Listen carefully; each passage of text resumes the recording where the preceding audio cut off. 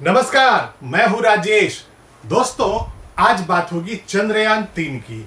आज बात होगी भारत के मून मिशन की और आज बात करेंगे उस कामयाबी की और उस सुनहरे अक्षरों में लिखे गए इतिहास की जो कल इसरो ने लिखा था।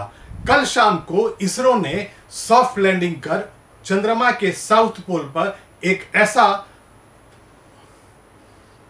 ऐसा इतिहास रच दिया, स्वर्णिम अक्षरों में इतिहास लिख दिया जो हमेशा के लिए याद किया जाएगा। हुआ यूं कि साउथ पोल पर अब तक विश्व का कोई भी देश नहीं पहुंच पाया था, लेकिन इसरो ने साउथ पोल पर सॉफ्ट लैंडिंग करवाकर पूरी दुनिया में अपना धाक जमा लिया है और हमारा चंद्रयान 3 इस वक्त चंद्रमा पर मौजूद है।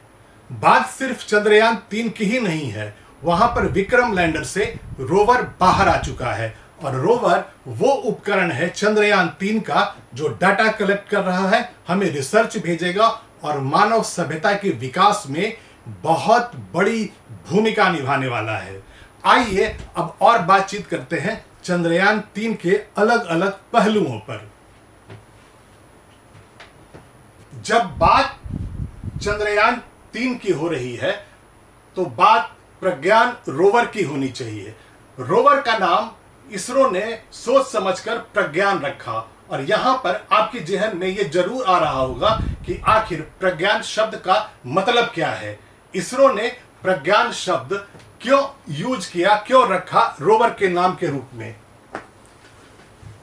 प्रज्ञान शब्द संस्कृत से लिया गया है और इसकी खास बात यह है कि इसका मतलब होता है बुद्धिमान, ज्ञानवान और इंटेलिजेंट। इसका मतलब यह है कि प्रज्ञान नाम रखने के साथ ही यह घोषणा कर दिया इसरो के वैज्ञानिकों ने कि हमारा जो रोवर है वो बहुत इंटेलिजेंट है, वो अपने डिसीजंस खुद ले सकता है और उसने जो कम्युनिकेशंस करना है वो लैंडर और उसके बीच का है। वो इतना इंटेलिजेंट है कि वो अपने फैसले खुद ले सकता है। अब बात करते हैं प्रज्ञान के वजन के बारे में। तो प्रज्ञान का जो वजन है वो 27 किलोग्राम है और यह केवल सौर ऊर्जा से ही चलता है, यानी कि सूर्य की रोशनी से, सोलर एनर्जी से वो अपने आप को रिचार्ज कर।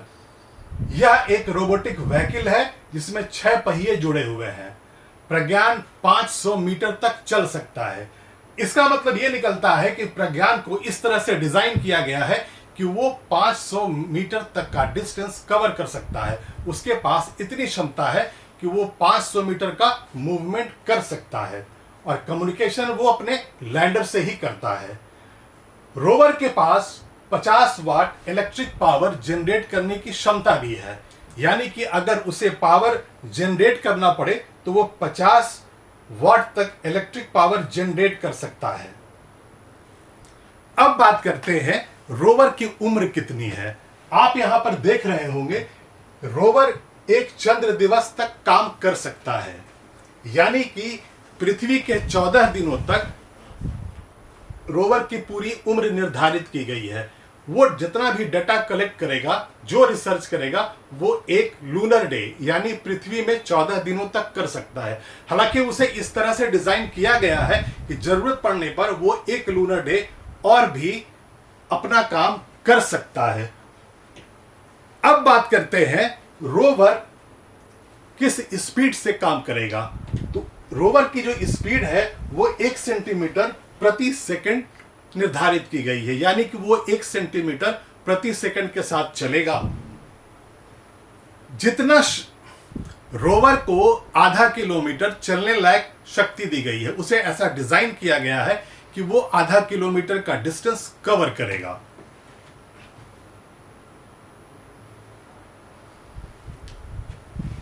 अब बात करेंगे चंद्रयान की संरचना के बारे में। चंद्रयान 3 भागों में बटा हुआ है। आप ये देख रहे होंगे यहां पर 3 अलग अलग हिस्से हैं चंद्रयान के: प्रोपल्शन मॉड्यूल, लैंडर मॉड्यूल और रोवर। प्रोपल्शन मॉड्यूल चंद्रमा 3 का अर्थ ऑर्बिट से मून के ऑर्बिट में प्रोपल्शन मॉड्यूल चंद्रयान 3 को अर्थ ऑर्बिट से मून के ऑर्बिट में लेकर गया था। वहीं लैंडर मॉड्यूल चंद्रयान को मून के ऑर्बिट से चांद की सतह पर लैंड करवाने की जिम्मेदारी उसकी थी। रोवर के बारे में हम पहले बात कर चुके हैं। यहां पर एक बहुत ही खास बात है, जब चंद्रमा के ऊपर, चंद्रमा की सतह के ऊपर चंद्रयान 3 लैंड कर रहा था, तो जो आखिरी 17 मिनट थे वो बड़े चुनौतीपूर्ण थे और उन्हें 17 minute of terror, 17 minutes of terror कहा जाता है। तो आइए उसके बारे में समझते हैं। चंद्रयान 3 या किसी भी सैटेलाइट के लैंडिंग के अंतिम क्षण को, जो काफी महत्वपूर्ण माने जाते हैं, वो 17 से 15 मिनट के बीच के होते हैं और इन्हीं अंतिम क्षणों को लास्ट मिनट्स ऑफ टेरर कहते हैं। चंद्रयान 3 के साथ भी ऐसा ही था। इन अंतिम 17 मिनटों में लैंडर खुद से काम करता है, यानी कि उसे कमांड सेंटर से कोई कमांड नहीं दिया जाता है। वो अपने लगे सेंसर्स के मुताबिक अपने विवेक से अपने स्पीड को कम करता है और उसके साथ ही कितनी ईंधन और कितनी ऊंचाई से उसे नीचे जाना है, कितना सही समय लेना है, ये सारा वो डिसाइड करता है और उसके बाद उसकी लैंडिंग होती है।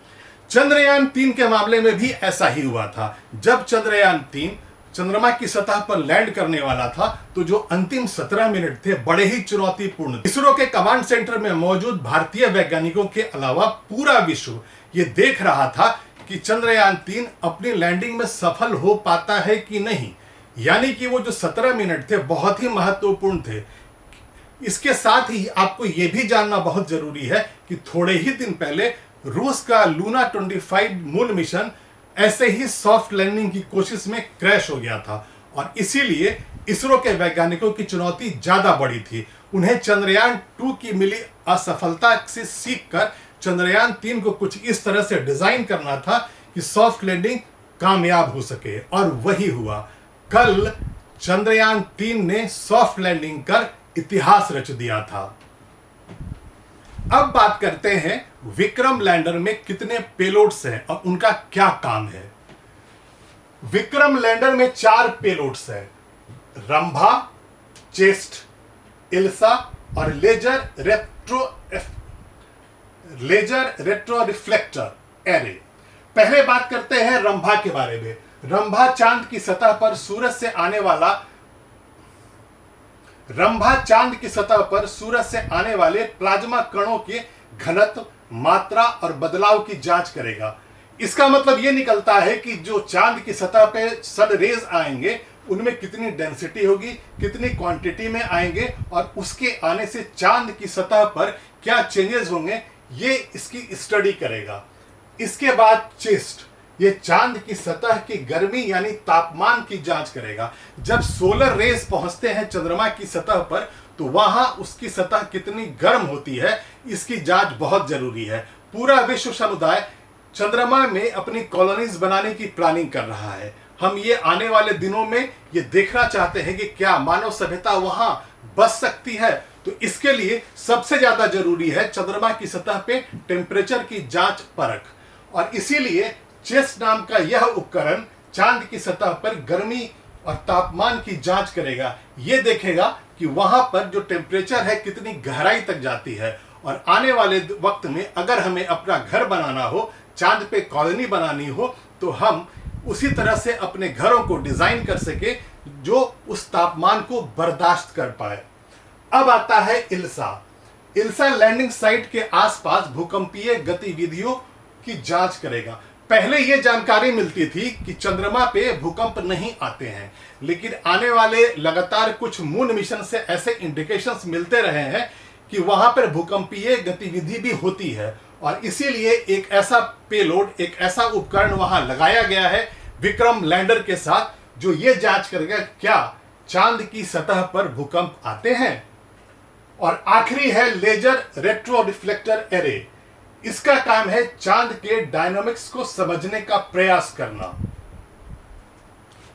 आपको यह भी बता दें कि प्रज्ञान में भी 2 पेलोड्स हैं, इनका भी अलग अलग काम निर्धारित किया गया है। पहला पेलोड है लेजर इंड्यूस्ड ब्रेकडाउन स्पेक्ट्रोस्कोप। यह चांद की सतह पर मौजूद रसायनों की मात्रा, उनकी गुणवत्ता की स्टडी करेगा, साथ ही वहां पर खनिजों की खोज करेगा।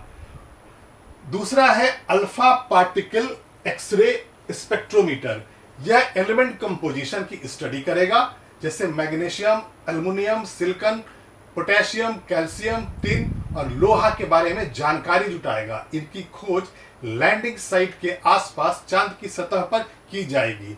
मानव सभ्यता अपने रिसोर्सेस को खत्म करने के कगार पे आ गया है।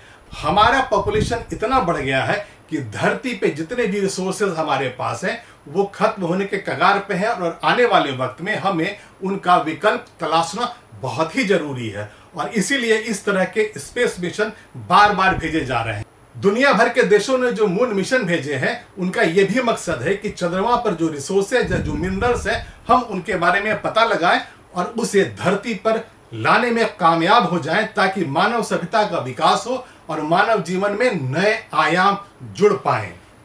अब सवाल यह उठता है कि अमेरिका, रूस और चीन जैसे देश जब मून मिशन को डायरेक्ट सीधा रॉकेट से चांद पर भेज लेते हैं, तो हमने यानी इसरो ने 41 दिनों का समय क्यों लिया?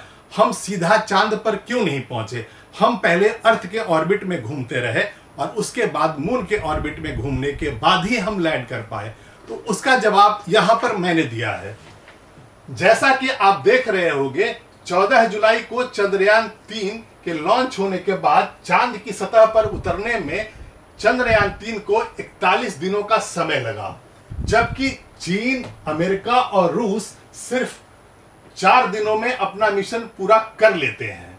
चंद्रयान 3 को हमने सीधा नहीं भेजा, हमने ऑर्बिट में पहले उससे चक्कर लगवाया, पहले पृथ्वी के ऑर्बिट में, फिर मून के ऑर्बिट में, और उसके बाद उसे चांद की सतह पे उतारा गया। वैज्ञानिकों के मुताबिक इस चांद पर सीधा जाने का मतलब यह होता है कि आपको अधिक ईंधन खर्च करना पड़ता है और इससे मिशन का खर्च बढ़ जाता है। तो भारत ने पहले यह डिसाइड किया हमारा जो मून मिशन होगा वो कम खर्चे वाला होगा, हम कम पैसे खर्च कर मून पे पहुंच जाएंगे। अमेरिका, रूस और चाइना की तरह हम ज्यादा पैसे नहीं खर्च करेंगे, यानी कॉस्ट इफेक्टिव मून मिशन होगा। और इसीलिए चीन, अमेरिका और रूस के रॉकेट के मुकाबले हम कम पावरफुल रॉकेट की मदद से हमने चंद्रयान 3 को ऊपर भेजा। अब बात करते हैं अन्य देशों का कितना खर्चा मून मिशन में हुआ है। अमेरिका ने अपना लूनर मिशन साल 1960 में शुरू किया था। तब उसके मिशन का कुल खर्च $25 अरब था। अगर आज के हिसाब से देखें तो यह 178 अरब बैठता है, और रुपये के हिसाब से देखें तो यह रकम करीब 14 लाख करोड़ रुपए होता है। इसके मुकाबले इसरो का चंद्रयान मिशन का खर्च तो कुछ भी नहीं है। दोनों का अंतर देखा जाए तो करीब 3000 गुना ज्यादा महंगा था अमेरिका का पहला चंद्र मिशन। वहीं रूस ने लूना 25 के बजट का ऐलान नहीं किया है। आधिकारिक तौर पर यह नहीं बताया है रूस ने कि कितना पैसा खर्च हुआ है, लेकिन जानकारी के मुताबिक लूना 25 को चांद की सतह पर पहुंचाने में 1600 करोड़ रुपए खर्च किया गया था। हालांकि यह मिशन कामयाब नहीं हुआ और उनका लूना 25 लैंड करने के पहले ही क्रैश कर गया था। अगर चीन के मून मिशन चांग-ई 4 की बात करें तो इस पर 69.38 लाख करोड़ रुपया खर्च आया था। अभी तक के लिए इतना ही। वीडियो देखने के लिए धन्यवाद।